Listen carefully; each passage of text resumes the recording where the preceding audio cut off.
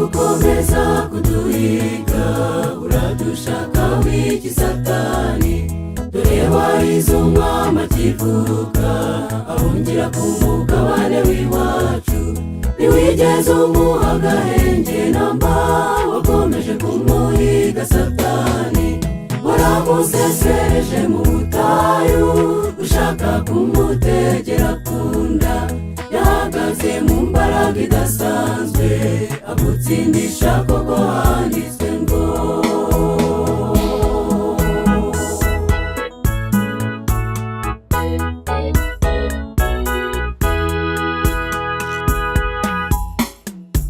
ese gukomeza kuduhiga, uradushaka w'iki Satani?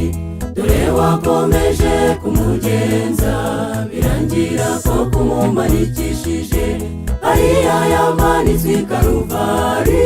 Naboneye urupapuro rw'inzira, wagize ngo umuntu uramunyaze, azutse ikimwaro kiragufata. Yadutereye kashe turashima, ubu turabakandida b'ijuru.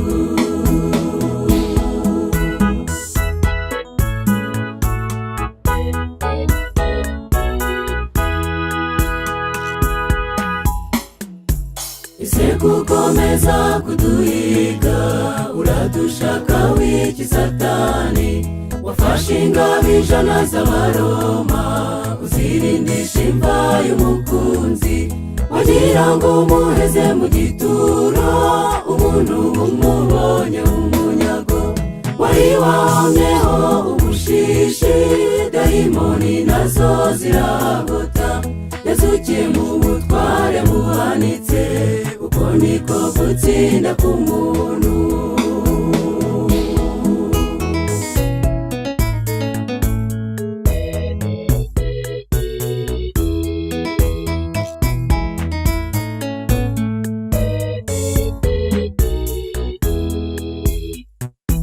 Tuzamubaza byinshi umwami wacu, tuzamubaza rwose atubwire.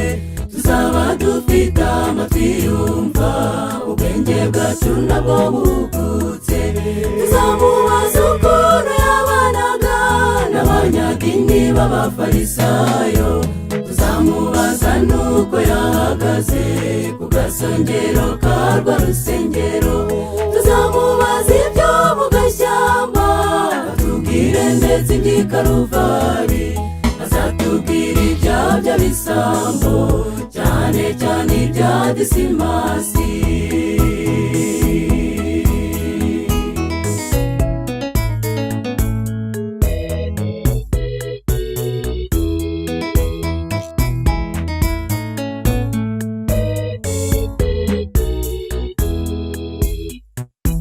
Imyaka 1000 turi mu ijuru, izaba iyo kubwirana ibyacu.